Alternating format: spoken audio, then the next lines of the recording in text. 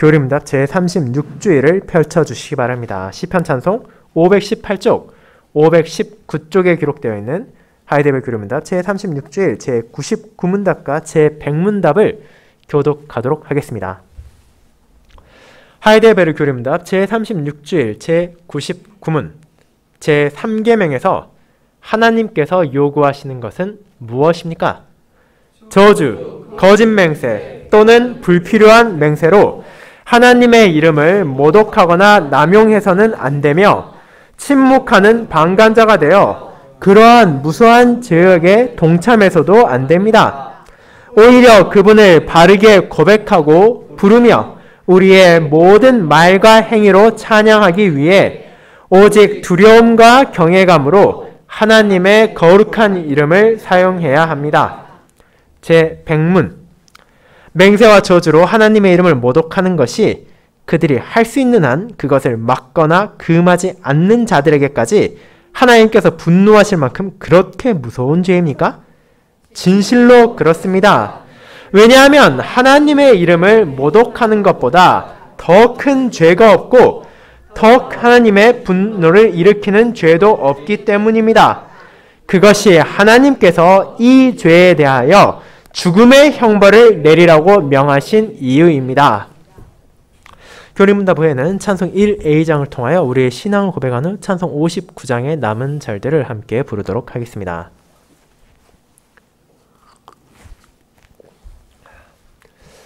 사랑하는 주 예수 그리스도 안에 있는 형제 자매님들, 여러분은 여러분의 지인이나 가족이 특정한 대상 혹은 특정한 사람에 대해 어떻게 생각하고 있는지를 무엇을 통해 알 수 있습니까? 물론 그것을 파악하는 방식은 한 가지만은 아닐 것입니다. 하지만 우리는 종종 그 사람이 다른 사람 혹은 다른 대상에 대해 어떻게 말하고 어떻게 행동하는지를 통해 실제 그것을 어떤 식으로 받아들이고 있는지를 깨달을 수 있습니다. 입으로는 내가 생각하는 것은 가족뿐이라고 말하지만 실제 그 사람의 대화 가운데 중심이 되는 것은 음주 가물을 비롯한 유흥뿐이고 그것만을 쫓아다니는 것처럼 보이는 사람이 정말 무엇을 중요시하고 있겠습니까? 한 학생이 나는 공부하는 것이 정말로 좋다고 말하면서도 입만 열면 나오는 것이 어떻게 하면 더 많이 놀 수 있을 것인지 어떻게 하면 수업을 빼먹을 수 있을 것인지만 말하며 실제로 학업보다는 친구들과 어울려 노는 것만을 선호한다면 여러분은 그 학생이 정말로 공부를 좋아한다고 말할 수 있겠습니까? 그리고 자신이 누군가를 사랑한다고 말하면서도 그 입에서 나오는 것이 그를 향한 험담과 비아냥이라면 그 사람이 정말로 그 대상을 사랑한다고 생각할 수 있겠습니까? 그렇지는 않을 것입니다. 그럼에도 불구하고 우리는 이런 모습들을 때로는 자신에게서 혹은 자신의 이웃이나 가족, 형제, 자매를 통해서 볼 수 있습니다. 그렇게 신자로서 우리 자신을 한번 돌아보도록 합시다. 지난 한 주 저와 여러분의 입에 가장 많이 담겼던 것은 무엇이었습니까? 그리고 그 대상을 향해 어떤 행동을 했습니까? 이 두 가지를 정리하자면 아마도 한 주간의 생활 동안 우리의 머릿속에 중심이 되는 것이 과연 무엇이었는지를 알 수 있을 뿐 아니라 그것이 정말 합당한 것이었는지를 돌아볼 수 있을 것입니다. 그 대상, 여러분의 말과 행동을 가득 채웠던 그 존재는 우리가 정말로 입으로 고백하는 나에게 크신 사랑을 베푸시고 내가 전심으로 사랑한다고 고백하는 그분이었습니까? 저와 여러분의 행동을 통해 그분께 합당한 영광이 증거되었습니까? 그에 대한 답을 하는 것은 쉽지 않을 것입니다. 분명 자신이 하나님의 자녀라고 공적으로 고백을 한 신자라 하더라도 그 삶 가운데 다른 수많은 것들이 그 중심을 빼앗으려 하고 그분께 합당한 찬양과 고백이 아니라 다른 무언가가 그 자리를 대신하여 나의 입에서 나올 때가 많으며 그분을 향한 순종보다는 나의 욕망 그리고 현실과의 타협 안에 살아가기 쉽기 때문입니다. 그뿐 아니라 심지어 우리는 그분의 이름을 바르지 않게 사용함으로 그 이름의 거룩함을 모독할 때까지 경험할 수도 있습니다. 그렇게 오늘 우리가 함께 살필 제36주일을 통해 전해지는 제3계명의 의미 또한 저와 여러분에게 무의미한 것이 아닙니다. 이는 지극히 실천적인 가르침이며 이를 통해 신자가 자신의 말과 행동을 통해 하나님의 이름을 더럽혀서는 안 된다는 것을 알려줄 뿐 아니라 그 반대로 그분께 합당한 영광을 돌려야 함을 전하기 때문입니다. 저는 그와 같은 거룩한 언약의 말씀의 가르침을 전하는 교리문답 제36주일을 자신의 이름이 더럽혀지는 것을 금하신 하나님이란 제목으로 전하고자 합니다. 그리고 이에 대해 두 부분으로 살펴보겠습니다. 첫 번째, 다양한 방식으로 하나님의 이름을 모독하는 죄인. 두 번째, 두려움과 경외감으로 그분을 찬양해야 하는 성도가 바로 그것입니다. 먼저 첫 번째, 다양한 방식으로 하나님의 이름을 모독하는 죄인에 대해 생각해 봅시다. 형제자매 여러분, 하나님께서 자신의 백성들을 주신 언약의 10가지 말씀, 하나님의 사랑을 받은 자들이 어떻게 하면 이 땅에서 그분을 사랑하고 그분을 향한 사랑 안에서 자신에게 주어진 형제와 자매를 사랑할 수 있는지를 알려주는 이 가르침들을 우리는 살펴보고 있습니다. 제1계명을 통해서는 우리의 모든 마음을 다해 하나님만을 사랑하고 하나님만을 존경하고 하나님만을 두려워하며 그분만을 의지함을 고백했다면, 이어지는 제2계명을 통해서는 그렇다면 우리가 어떻게 하는 것이 그분을 바르게 높이고 그분께 합당한 영광을 돌리는 것인지를 알아본 것입니다.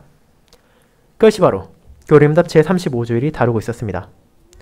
하나님을 자신의 주로 고백하고 그분을 믿는다고 말하는 성도라면 마땅히 그분을 예배할 것입니다. 최소한 일주일에 한 번 예배를 드릴 것이며 그 예배 안에 하나님의 말씀을 듣고 그분을 찬양하며 그분께서 복음 안에서 베푸시는 위로와 기쁨을 마음에 새기고 새로운 한 주를 살아갈 것입니다.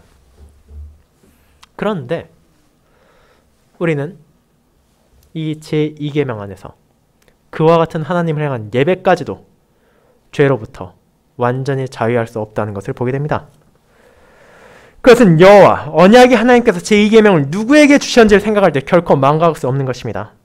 제1계명과 마찬가지로 제2계명 또한 애굽에서 건진받은 이스라엘 백성들, 다르게 말하자면 구약시대의 성도들인 이스라엘 백성들에게 주어졌습니다.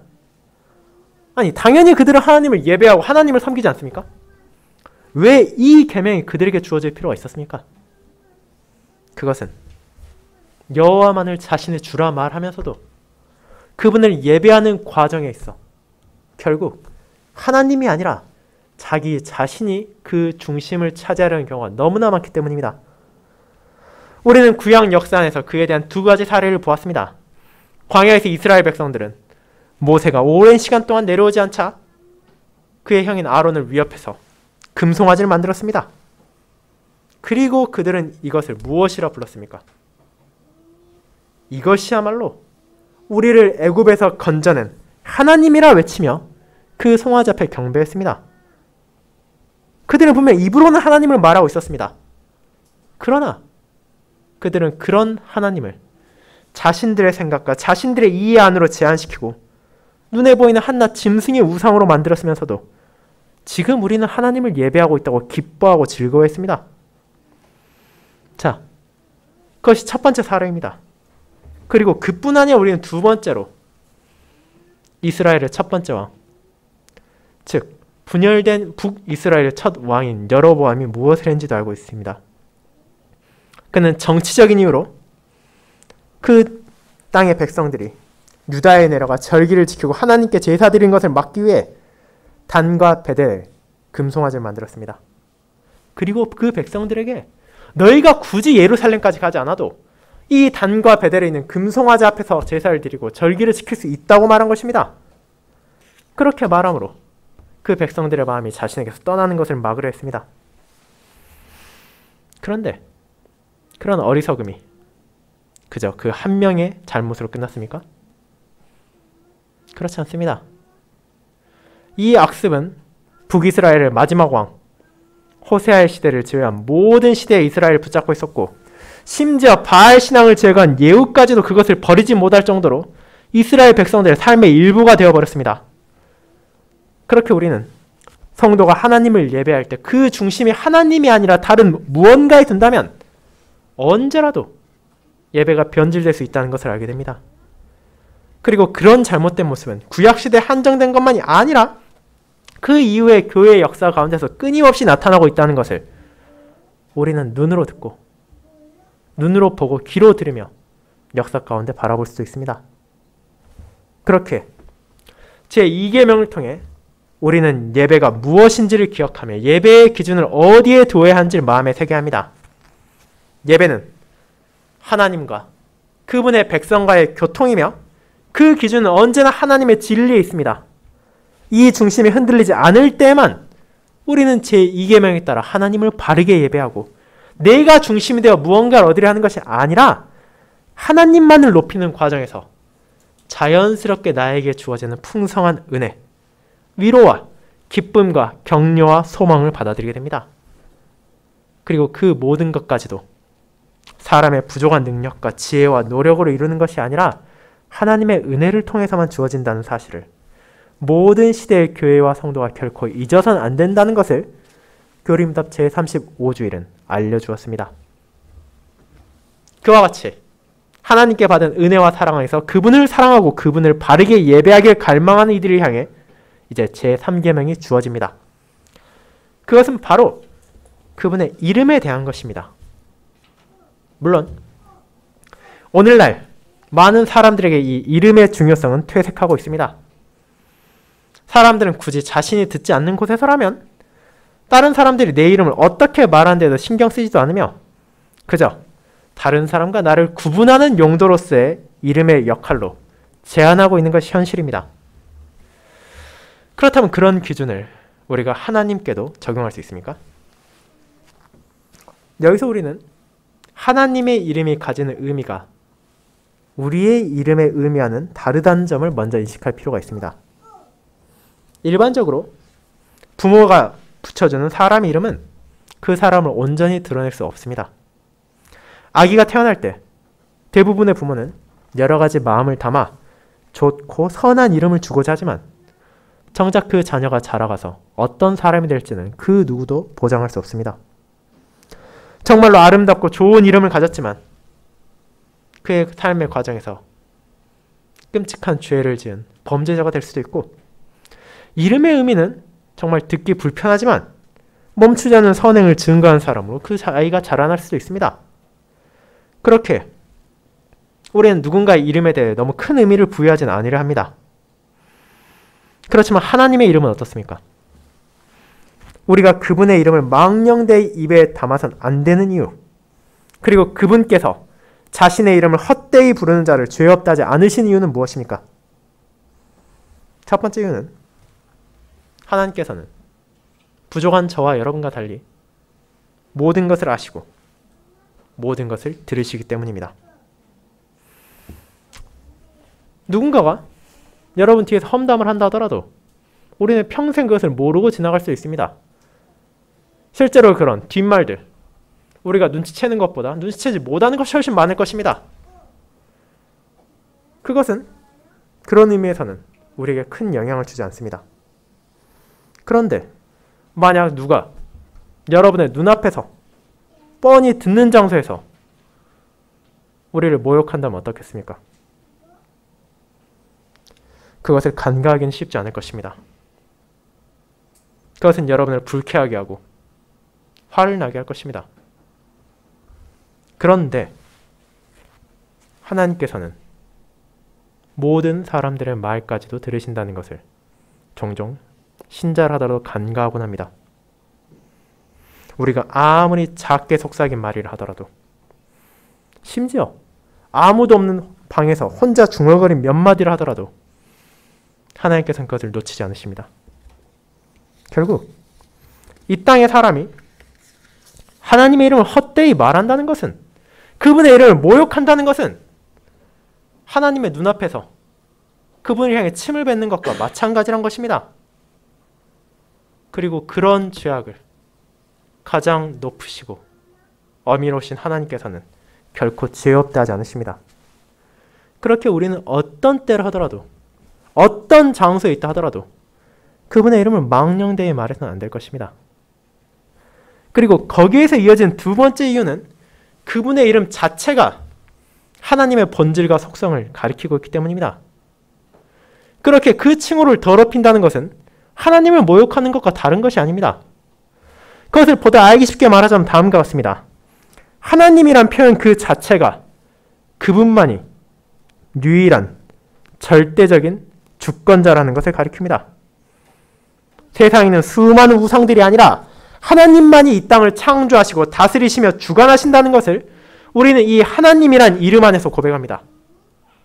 그런데 누군가 하나님을 고백하면서도 그 이름을 부르면서도 자신의 삶 가운데 그분의 주권을 거부하는 말을 하고 우연히 있다고 주장하거나 세상의 사상을 통해 하나님을 재단하려 한다면 그것은 이 하나님을 실제로는 부인하는 것입니다. 그리고 그분의 이름 가운데는 여호와도 있습니다. 우리가 오전 설교에 살펴보았듯이 이 표현은 하나님께서 자신의 백성들과 맺으신 언약 관계를 가리킵니다. 그런데 여호와를 입으로는 고백하는 성도가 자신에게 주어진 하나님의 복음의 은혜를 모르는 것처럼 행동하고 나에게는 어떤 소명도 주어지지 않았다는 듯이 말하고 행동한다면 그 또한 이 여호와 이름을 망령되이 부르는 것입니다. 그리고 마지막 예시를 들어보자면 우리는 주님이란 표현도 생각해 볼 수 있을 것입니다. 우리는 여호와 하나님을 주, 나의 주님, 나의 주인이라고 고백합니다. 그런데 나의 삶 가운데 진정 그분의 뜻에 순종하는 것이 아니라 실제로 나 자신이나 혹은 세상의 기준에 따라 살아가야 한다면 그것은 진정 그분을 주로 믿는 것입니까? 그렇지 않습니다. 그것은 그분의 자리를 대체하고는 다른 무언가가 실제로는 나의 주인이라는 것을 고백하는 것에 불과합니다.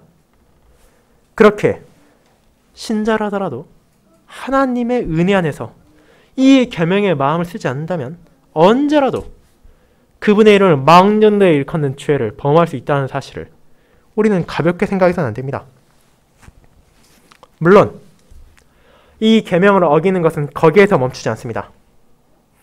세상에 널리 퍼진 세 번째 계명을 어기는 악한 방식은 바로 그분의 이름을 자기 이득, 자기 욕망을 위해 남용하는 것입니다. 그것은 과거에도 지금도 그리고 앞으로도 어렵지 않게 발견되고 찾을 수 있으며 계속될 것입니다. 구약시대 하나님의 이름을 남용한 대표적인 사례로는 거짓 선지자들을 꼽을 수 있습니다. 거짓 교사들은 어떤 특정한 시대, 특정한 순간에만 잠깐 나타난 것이 아닙니다. 이스라엘이 가나안에 들어가기도 전인 광야 시절에 자기 욕망에 따라 모압 왕의 청부를 받았던 발람과 같은 이들이 있었습니다. 주님의 뜻에 따르는 참된 선지자 예레미야를 공개적으로 모욕하며 조롱하던 하나냐와 같은 이들이 유다에도 널려 있었습니다. 신약시대라고 상황이 달라집니까? 그렇지 않습니다. 주님의 말씀을 신실히 따르기보다는 개인의 명예, 개인의 욕망, 개인의 사상에 따라 교회를 위협하는 거짓 교사들은 끊임없이 나타났습니다. 우리는 사도들의 서신에서도 그것을 볼 수 있고 그 이후의 교회 역사에도 볼 수 있습니다. 중세 시절 십자군 전쟁을 통해 이득을 취하고자 했던 이들이 존재하고 오늘날에도 우크라이나 전쟁에 참여한다면 구원을 받을 것이라 말하는 러시아 정교회, 총대주교회 같은 이들도 있습니다. 그들은 자기들이야말로 하나님의 뜻을 전하는 것이라 말하며 그들의 그저 개인적인 생각에 신적인 권위를 부여하려 할 뿐 아니라 그 이름을 공허하게 외침으로 하나님을 모욕합니다. 그리고 이 땅에 허다한 이단들의 경우에는 더 말할 것도 없을 것입니다. 그뿐 아니라 하나님의 이름을 더럽히는 것은 신자의 말만이 아니라 행동을 통해서도 나타납니다. 17세기 영국의 청교도 목회자였던 스티븐 차녹은 다음과 같은 말을 했습니다. 식탁에서는 그리스도인으로, 상점에서는 이교도로, 서재에서는 사탄으로 행동하는 것은 통탄할 일이라고 말입니다. 여러분은 그가 무슨 말을 하는지 잘 아실 것입니다. 신자가 하나님의 이름을 모독하는 것, 그분의 이름을 남용하는 것은 그의 말과 그의 행동이 괴리될 때에도 적용된다는 것입니다. 여러분이 성찬의 식탁에서, 가정의 식탁에서 그리스도인으로 고백하고 신자로서 너무나 거룩하듯이 식사를 하지만 정작 다른 장소에서 불신자들과 하나도 다르지 않는다면 그것이 하나님의 이름을 더럽히는 것 아니겠습니까? 자신의 소명이 있는 상점 혹은 일터에서는 이교도처럼 살아가고 자신만의 서재, 취미생활 혹은 무언가 있어서는 사탄처럼 그저 죄악을 거리낌 없이 받아들인다면 그것은 하나님의 이름을 더럽히는 것이 아닙니까? 여러분의 가족, 여러분의 이웃, 여러분의 동료와 친구들이 하나님을 믿는다고 고백하는 것도 사실 별거 아니구나. 주일에 교회만 가면 끝나는 거구나라고 생각하게 만든다면 그것이 하나님의 이름을 더럽히는 것이 아니라면 대체 무엇이겠습니까? 그렇게 우리는 이 하나님의 이름의 거룩함이 얼마나 중요한 것인지를 기억해야 됩니다. 그것은 우리의 입에서만 지켜져야 할 것이 아니라 나의 삶 전체를 통해 더럽혀져서도 안 되고 모독되어져도 안 됩니다. 하나님께서는 그분의 이름을 남용하는 것이 얼마나 큰 죄인지를 신명기 18장에서 다음처럼 선언하시기까지 하십니다.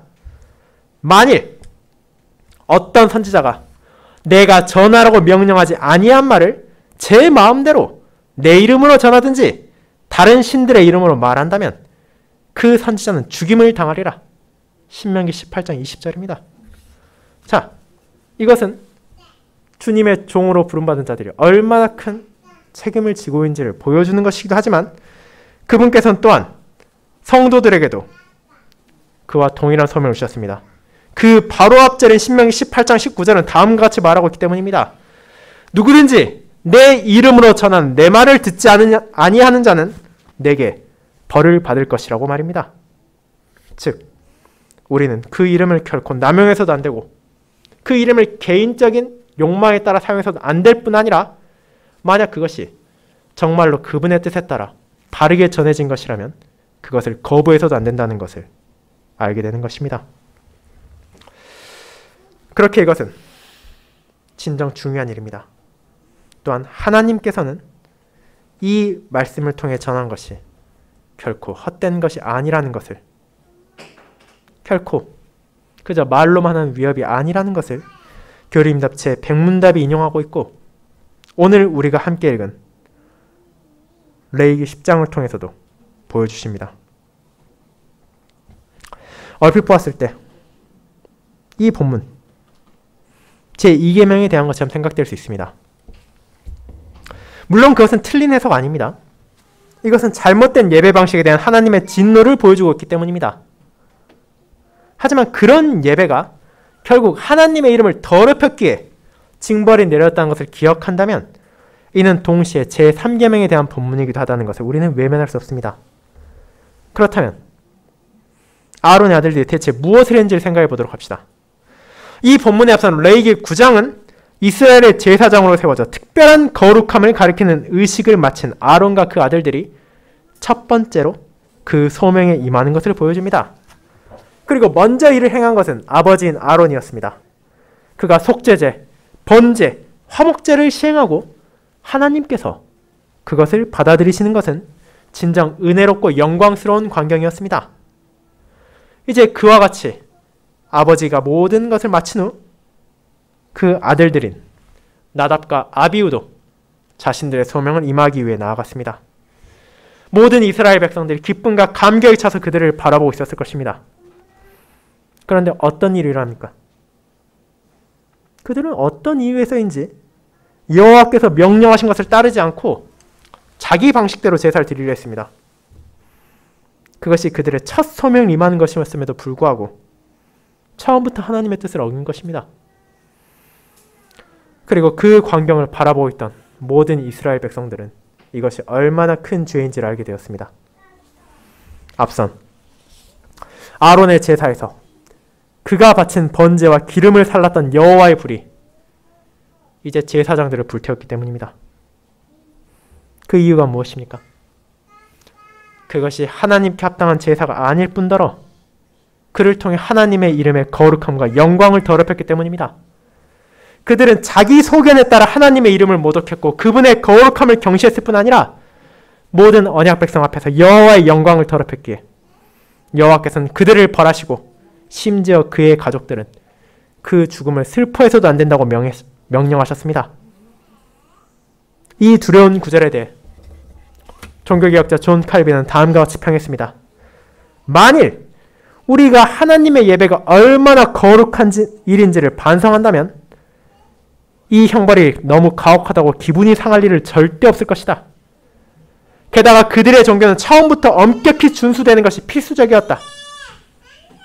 왜냐하면 하나님의 아론의 아들들을 처벌하지 않고 그냥 넘어갔다면 그들은 이후에도 부주의하게 전체 율법을 등한시했을 것이기 때문이다.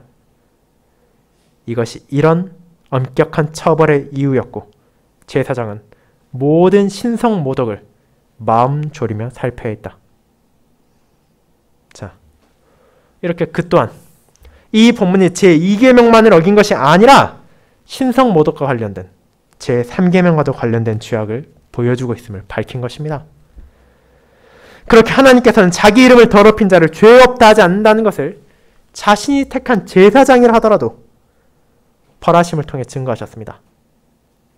그렇게 이 땅에 오신 예수 그리스도께서 당시 만연해 있던 신성 모독을 꾸짖으신 것은 당연한 일이었습니다.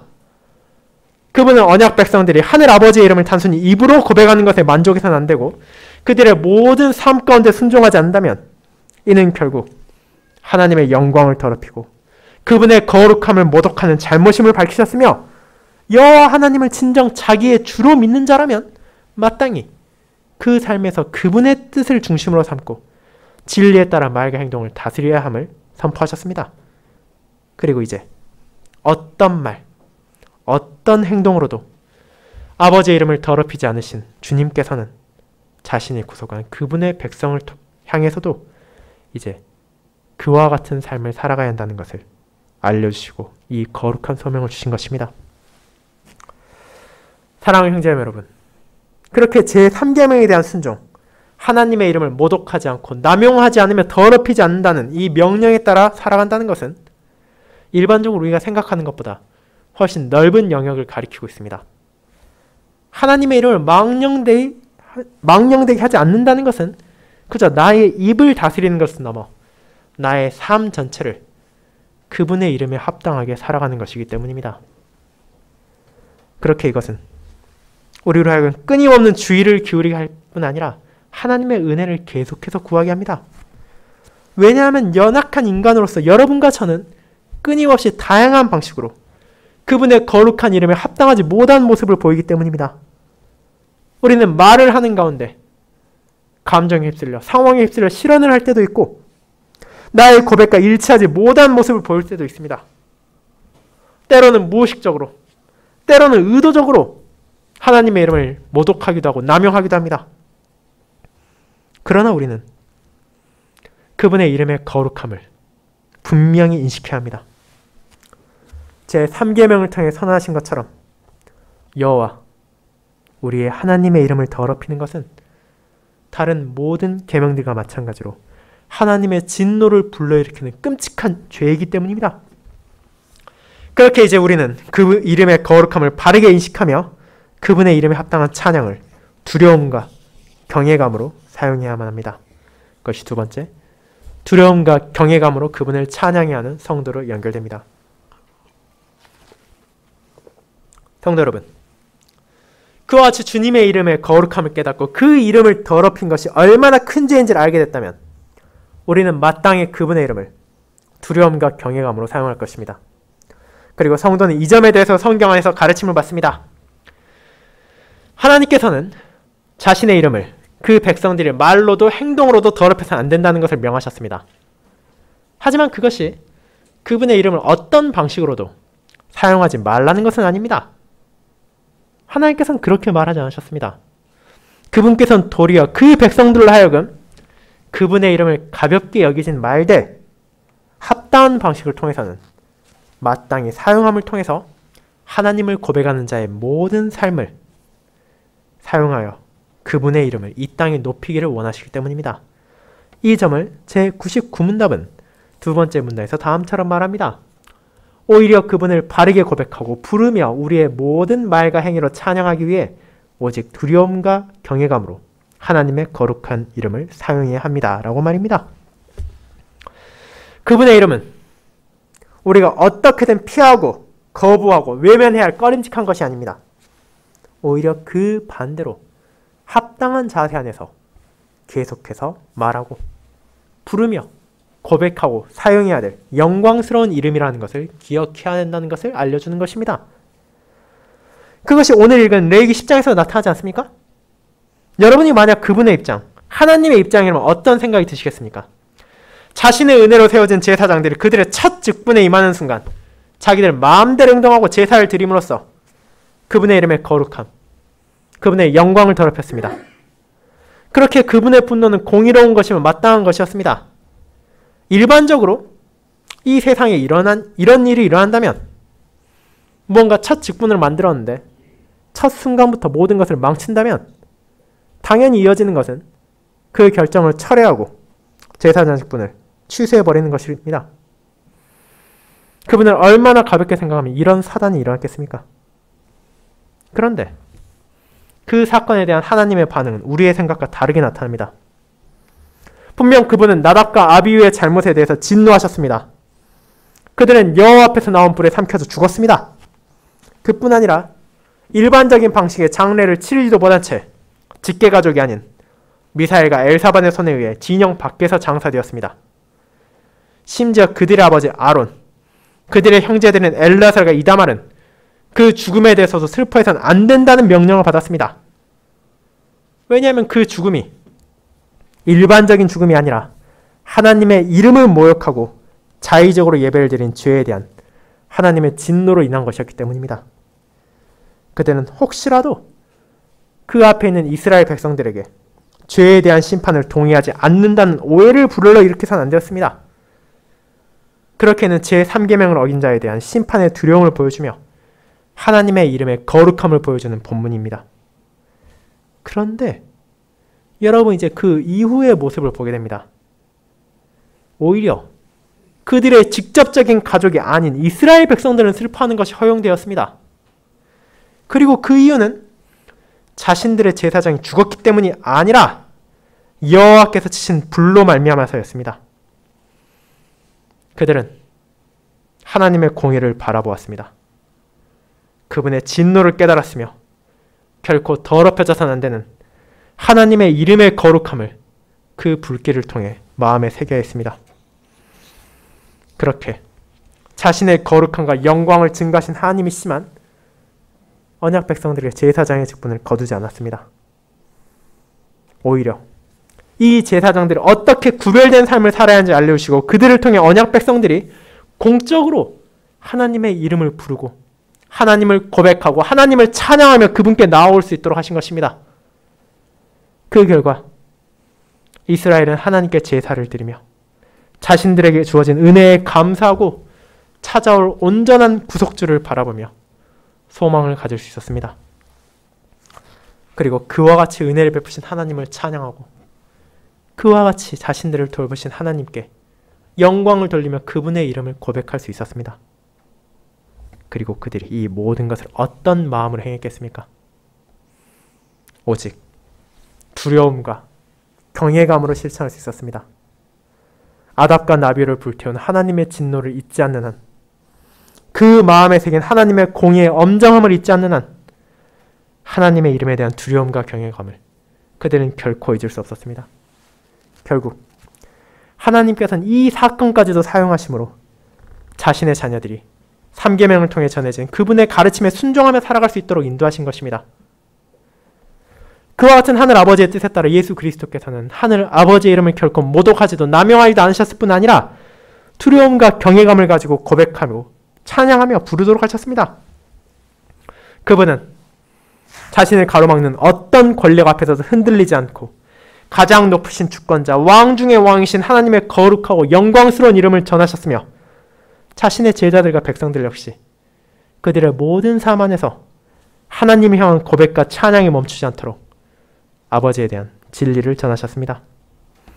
그리고 그처럼 하나님의 이름이 신자의 입에서 나올 때, 신자의 행동을 통해 증거될 때 결코 잊어서는 안 되는 하늘 아버지의 영광과 거룩함의 아름다움, 장대함을 분명히 말하시므로 후대의 신자들까지도 몸은 죽이더라도 영혼은 죽이지 못하는 자들에 대한 두려움에 휩싸이지 않고 오직 몸과 영혼까지도 다스리시며 주관하시는 하나님을 향한 경외를 결코 잊지 않도록 하신 것입니다.